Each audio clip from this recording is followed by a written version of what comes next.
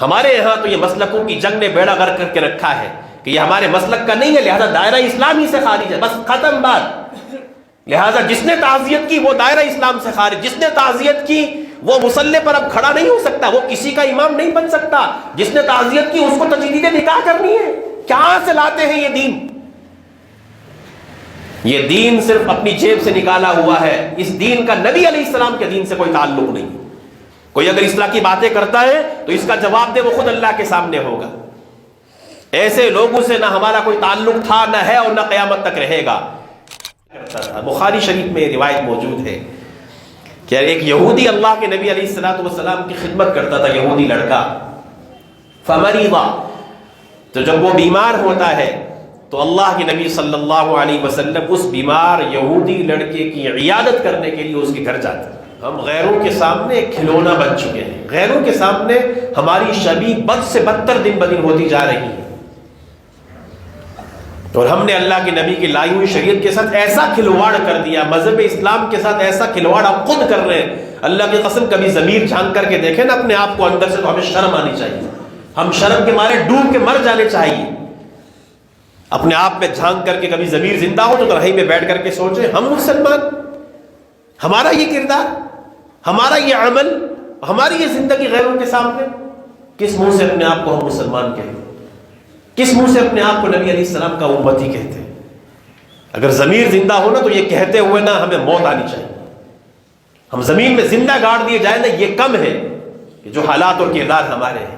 کھلونا بنا کر کے رکھ دیا ہے مذہب اسلام کو، اللہ کے نبی کی تعلیمات، اللہ کے نبی کی تعلیمات کا علم نہیں، مذہب اسلام کے اصولوں کا پتہ نہیں، قرآن سے کوئی واسطہ نہیں، اور ڈنکے کی چوٹ پر جو ہے نا منہ کھول لیتے ہیں، کہیں پر بھی قلم چلا دیتے ہیں، اور پھر بھگتنا پڑتا ہے سارے لوگوں کو، سارے عالم اسلام کے مسلمانوں کو اس کو بھگتنا پڑتا ہے، پھر لوگوں کے سامنے ثابت کرنا پڑتا ہے بھائی یہ چیز اس کا اسلام سے کوئی تعلق نہیں، یہ ان کی اپنی دین ہے، اپنا دین ہے، ان کی اپنی ایجاد ہے۔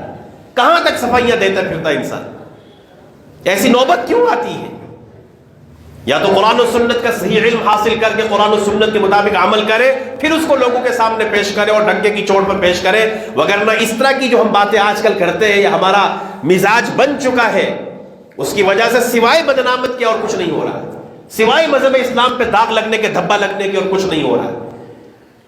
اللہ کے نبی علیہ السلام کی جو حسن معاشرت تھی، اپنوں کے ساتھ تو تھی ہی تھی، غیروں کے ساتھ اللہ کے نبی علیہ السلام کی معاشرت کیسی تھی؟ اتنی سی بات پر بھائی تعزیت کے الفاظ کیوں کہہ دیے؟ اتنی سی بات پہ فتویٰ آ گیا۔ اور نبی علیہ السلام کی زندگی کا معیار دیکھیے، نبی علیہ السلام کی زندگی کا اصول دیکھیے، اللہ کے نبی علیہ السلام کی حسن معاشرت دیکھیے، اس لیے کہ اللہ کے نبی علیہ السلام جس قوم میں آئے تھے نا، جس معاشرے میں نبی علیہ السلام آئے تھے، وہاں ہر چیز ناپید تھی، ہر چیز بالکل مفقود تھی، اور ان ناپید اور مفقود چیزوں میں ایک حسن معاشرت بھی تھی، یعنی وہاں پر معاشرت کا کوئی تصور نہیں تھا، میل ملاپ کا، برادریوں کا، محبت کا کوئی تصور نہیں تھا۔ اسی لیے آپ نے سنا ہوگا کہ نبی علیہ السلام کی بعثت سے پہلے وہ لوگ آپس میں ایک دوسرے کو مارنے کی اور قتل کرنے کی، دنیا سے جاتے ہوئے وصیت کر کے جاتے تھے کہ فلاں برادری سے میرا جو ہے معاملہ ٹھیک نہیں ہے، تم اس کو ٹھیک مت کرنا، اسی حال پہ جاری رکھنا۔ نیچے پڑے ہوئے خون کو وہ لوگ چاٹ لیا کرتے تھے، قتل و قتال بہت معمول کی بات تھی۔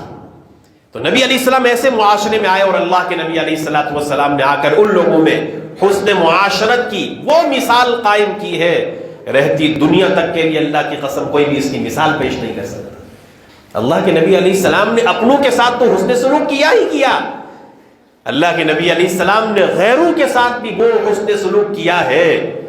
احادیث کی کتابیں بھری پڑی ہیں، کاش کہ کوئی پڑھے تو صحیح، کاش کہ نبی کی سیرت کا کوئی حقیقی جو ہے حقیقی طور پہ اپنی زندگی میں اس کو لاگو کرے تو صحیح، تو پھر پتہ چلے نا کہ اللہ کے نبی کی سیرت اور کردار کیا ہے۔ اللہ کے نبی صلی اللہ علیہ وسلم کے بارے میں آتا ہے کہ اللہ کے نبی علیہ السلام یہ وہ لوگ تھے، مکہ کے لوگ، جنہوں نے نبی علیہ السلام کو شعب ابی طالب میں محصور کیا، نبی علیہ السلام پر بائیکاٹ کیا گیا، نبی علیہ السلام کو نماز کی حالت میں اوجڑی ڈالی گئی، نبی علیہ السلام کو گلا دبایا گیا، اور ان تمام حالات کے باوجود، اور طائف میں جو درندگی اللہ کے نبی کے ساتھ کی گئی، ان تمام حالات کے باوجود نبی علیہ السلام نے ان مکہ والوں کے ساتھ کیا سلوک کیا، تاریخ اور حدیث کی کتابیں بھری پڑی ہیں۔ اور وہ وہ یہودی جن کو قرآن نے کہا لَتَجِدَنَّ أَشَدَّ النَّاسِ عَدَاوَةً لِلَّذِينَ آمَنُوا الْيَهُودَ کہ ایمان والوں تم اپنا سب سے بدترین دشمن ایمان والوں کو پاؤ گے. مدینہ منورہ کے زمانے میں نبی علیہ السلام کا جو یہودیوں سے معاہدہ ہوا تھا، کٹر ترین اسلام کے دشمن ہیں، لیکن معاہدہ ہونے کے بعد نبی علیہ السلام نے ان کو وہی حقوق دیے، مساویانہ حقوق دیے کہ تم جب ہمارے ساتھ رہو گے ہم معاہدہ کرتے ہیں کہ نہ ہم تمہاری جانوں پہ حملہ کریں گے نہ تم ہماری جانوں پر حملہ کرو گے، تمہیں وہی حقوق ملیں گے جو مسلمانوں کے حقوق تھے. تو اللہ کے نبی علیہ السلام نے یہودیوں کے ساتھ جو رویہ اختیار کیا، اسی کا ایک واقعہ مشہور و معروف شاید کئی بار آپ سن چکے ہوں گے کہ اللہ کے نبی علیہ السلام نے ایک مرتبہ ایک یہودی لڑکا اللہ کے نبی کی خدمت کیا کرتا تھا. بخاری شریف میں روایت موجود ہے کہ ایک یہودی اللہ کے نبی علیہ السلام کی خدمت کرتا تھا، یہودی لڑکا. فمریض، تو جب وہ بیمار ہوتا ہے تو اللہ کے نبی صلی اللہ علیہ وسلم اس بیمار یہودی لڑکے کی عیادت کرنے کے لیے اس کے گھر جاتے. اور وہ مسلمان نہیں تھا، وہ نبی کا صحابی نہیں تھا، عام مسلمان بھی نہیں تھا، یہودی تھا، اور جس کے بارے میں قرآن نے کہا اشد الناس عداوہ کہ تمہارے سب سے بدترین دشمنی رکھنے والے تمہارے میں سے تم لوگوں میں تمہارے ساتھ یہودی ہیں.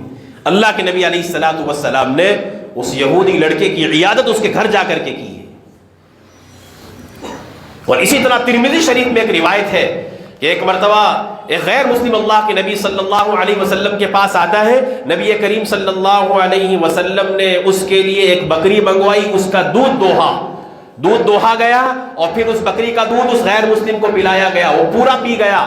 پھر اس کے بعد دوسری بکری، پھر تیسری بکری، یہاں تک کہ 7 بکریاں منگوائی گئیں اور 7 بکریوں کا دودھ دوہا گیا اور نبی علیہ السلام نے اس غیر مسلم کو پیش کیا اور اس نے پی لیا. اگلے روز صبح وہ آتا ہے اور نبی علیہ السلام کی بارگاہ میں پہنچ کر مسلمان ہو جاتا ہے. اور پھر نبی علیہ السلام نے دوبارہ اس کے لیے بکری منگوائی اور اس کے لیے دودھ دوہا گیا. ایک بکری کا دودھ تو پیا، دوسری نہیں پی سکا، پھر وہی بات ختم ہو گئی. تو یہاں اس واقعے سے یہ بتلانا مقصود ہے کہ غیر مسلم اللہ کے نبی علیہ السلام کے پاس آتا ہے تو 7 مرتبہ اللہ کے نبی نے اس کے ساتھ حسن معاشرت کی ایسی مثال قائم کی کہ اس کو 7 مرتبہ بکری کا دودھ پلایا ہے. یہ اپنوں کی بات نہیں ہو رہی ہے، یہ غیروں کی بات ہو رہی ہے. مدینہ منورہ میں مشہور و معروف منافق سردار عبداللہ ابن ابی ابن سلول، جو مشہور و معروف منافقین کا سردار تھا، ان کا بیٹا صحابی تھا. اللہ کے نبی علیہ السلام اس بات کو جانتے تھے، اللہ کے نبی کو بتلا دیا گیا تھا کہ یہ منافقوں کا سردار ہے، لیکن نبی علیہ السلام کا اس کے ساتھ تعلق اور عام منافقین کے ساتھ اللہ کے نبی علیہ السلام کا تعلق اور جو حسن معاشرت تھی وہ یہ بتلانے کے لیے کافی ہے کہ نبی علیہ السلام کی زندگی کا معیار کیا تھا. اور ہمارے یہاں کیا معیار ہے؟ ہم اپنی عقل سے فیصلہ کرتے ہیں، جذبات سے فیصلہ کرتے ہیں. بس ہمارے یہاں تو یہ مسلکوں کی جنگ نے بیڑا غرق کر کے رکھا ہے کہ یہ ہمارے مسلک کا نہیں ہے، لہذا دائرہ اسلامی سے خارج ہے، بس ختم بات. لہذا جس نے تعزیت کی وہ دائرہ اسلام سے خارج، جس نے تعزیت کی وہ مصلی پر اب کھڑا نہیں ہو سکتا، وہ کسی کا امام نہیں بن سکتا. جس نے تعزیت کی اس کو تجدید نکاح کرنی ہے. کہاں سے لاتے ہیں یہ دین؟ یہ دین صرف اپنی جیب سے نکالا ہوا ہے. اس دین کا نبی علیہ السلام کے دین سے کوئی تعلق نہیں. کوئی اگر اصلاح کی باتیں کرتا ہے تو اس کا جواب دے وہ خود اللہ کے سامنے ہوگا. ایسے لوگوں سے نہ ہمارا کوئی تعلق تھا، نہ ہے اور نہ قیامت تک رہے گا. اس لیے کہ جو لوگ دین کو، نبی علیہ السلام کی مبارک دین کو اپنی جیب کی چیز سمجھتے ہیں اور جب چاہتے ہیں جیسا چاہتے ہیں فیصلہ کر دیتے ہیں. یاد رکھیے گا اللہ کے نبی صلی اللہ علیہ وسلم نے اس رئیس المنافقین کے ساتھ جس نے غزوہ بنو المصطلق کے واپسی کے موقع پر یہ کہا تھا، جس کا تذکرہ قرآن میں بھی ہے، اس نے یہ کہا تھا لَئِن رَجَعْنَا إِلَى الْمَدِينَةِ لَيُخْرِجَنَّ الْأَعَزُّ مِنْهَا الْأَذَلَّ. یہ اسی یہودی کی طرف قرآن نے اشارہ کیا ہے. اس رئیس المنافقین نے یہ کہا تھا کہ جب ہم مدینہ منورہ پہنچیں گے، واپس غزوہ بنو المصطلق سے واپس مدینہ پہنچیں گے تو ہم میں سے جو عزت والا ہے، اس نے اپنے آپ کو عزت والا کہا اور نبی علیہ السلام کو نعوذ باللہ ذلیل کہا. قرآن نے اس کا ذکر کیا ہے. آپ سن رہے ہیں؟ توجہ ہے آپ کی؟ اللہ تعالیٰ جس چیز کو ذکر کر رہے ہیں رئیس المنافقین ہے اور قرآن اس کا ذکر کرتے ہوئے کہتا ہے، اسی کے الفاظ نقل کرتے ہوئے کہتا ہے کہ اس عبداللہ ابن ابی ابن سلول نے یوں کہا کہ جب میں مدینہ منورہ پہنچوں گا اپنے آپ کو عزت والا کہا اور نعوذ باللہ نبی علیہ السلام کو ذلیل کہا کہ جب ہم مدینہ پہنچیں گے تو ہم عزت والے وہاں سے ذلیل لوگوں کو نکال دیں گے. یعنی نبی علیہ السلام کی طرف اشارہ کیا کہ ہم ان کو وہاں سے نکال دیں گے. تو ان کے جو بیٹے تھے نا، جو صحابی تھے، جب ان کو اس بات کا علم ہوا تو وہ بھی اور دیگر صحابہ بھی اس کے لیے تیار ہوں گے کہ اللہ کے نبی صلی اللہ علیہ وسلم اتنی بڑی گستاخی آپ کی شان میں کی ہے اس نے، لہذا اس کو تو ہم قتل کر کے رہیں گے. دیگر صحابہ بھی تیار ہوئے، بیٹے بھی اس بات کے لیے تیار ہو گئے. لیکن نبی علیہ الصلوۃ والسلام نے اس موقع پر فرمایا کہ نہیں، اسے قتل نہیں کرنا ہے. لیکن اس کے بیٹے جو صحابی رسول تھے، جن کی ایمانی غیرت کا لیول چیک کیجئے کہ بیٹے ہیں لیکن باپ نے چونکہ آقا کی شان میں گستاخی کی ہے، تو نبی علیہ الصلوۃ والسلام کی محبت میں آ کر کے جب مدینہ منورہ کے دروازے پر اس کا باپ پہنچتا ہے، صحابی رسول کا، جس نے اللہ کے نبی کی شان میں یہ جملے کہے تھے، تو بیٹے نے باپ کے اونٹ کی نکیل پکڑ کر کے کہا جب تک تو یہ جملے نہیں کہے گا تب تک تجھے اندر داخل نہیں ہونے دوں گا. وہ جملے ہی ہیں، یہاں سب کے سامنے اس بات کا اقرار کر کہ میں ذلیل ہوں اور محمد عزت والے ہیں. اس کو یہ بات کہنی پڑی، پھر اس کے بعد مدینے میں داخلہ دیا بیٹے نے. لیکن نبی علیہ الصلوۃ والسلام نے اس کے قتل کی اجازت نہیں تھی. اور پھر یہ اسی کا جب انتقال ہوتا ہے تو ان کے بیٹے جو صحابی تھے انہوں نے گزارش کی کہ اللہ کے نبی صلی اللہ علیہ وسلم اگر آپ اپنا کرتا عنایت فرما دیں تو میرے باپ کے لیے. اللہ کے نبی کی محبت دیکھیے، نبی کا درد دیکھیے، اسی نبی کی امت اتنی سی بات پر کہ کسی کی تعزیت کیوں گی، تم دائرہ سے خارج ہو گے. نبی علیہ الصلوۃ والسلام نے اپنا کرتا پیش کر دیا اس رئیس المنافقین کے لیے، اور نبی علیہ السلام اس کا جنازہ پڑھنے کے لیے تیار ہو گئے. حضرت عمر رضی اللہ تعالیٰ عنہ نے آ کر کے کہا بھی کہ اللہ کے نبی آپ ایسے شخص کا جنازہ پڑھ رہے ہیں، ایسے شخص کا آپ جنازہ پڑھ رہے ہیں کہ جو منافقین کا سردار تھا. تو اسی موقع پر قرآن کریم کی آیت نازل ہوئی تھی، استغفر لهم او لا تستغفر لهم ان تستغفر لهم 70 مرة فلن يغفر الله لهم. اے اللہ کے نبی آپ ان کے لیے معافی مانگے اللہ سے یا نہ مانگے، اگر آپ 70 بار بھی اللہ سے معافی مانگ لیں تب بھی اللہ ایسوں کو معاف نہیں کرے گا. لیکن اللہ کے نبی علیہ السلام بحیثیت ایک نبی ہونے کے، درد دل رکھنے کی حیثیت سے اس کا جنازہ پڑھنے کے لیے بھی تیار ہو گئے، جس نے زندگی ساری اللہ کے نبی کو تکلیف پہنچائی، قدم قدم پر منافقت کی، قدم قدم پر یہودیوں کا ساتھ دیا، لیکن نبی علیہ السلام کے حسن معاشرت کی زندگی میں اس کا بھی ساتھ نبھایا ہے. اور غیر مسلموں کے حقوق کی جہاں تک بات آتی ہے تو نبی علیہ الصلوۃ والسلام نے ایک موقع پر یہاں تک فرمایا تھا کہ ہمارے ساتھ رہنے والے وہ غیر مسلم جو ہمارے معاہدے میں ہمارے ساتھ رہتے ہیں، ان کے حقوق کا بیان کرتے ہوئے اللہ کے نبی نے فرمایا تھا کہ اگر ان کے ساتھ کسی نے زیادتی کی، ان کا حق کسی نے طلب کیا، یا ان کی طاقت سے زیادہ ان پر کسی نے اگر بوجھ ڈالا، تو اللہ کے نبی علیہ السلام نے فرمایا ان کی طرف سے کل قیامت میں اس کی طرف سے دعوے دار بنوں گا اللہ کے سامنے، میں دعویٰ کروں گا اللہ کے سامنے ان کی طرف سے.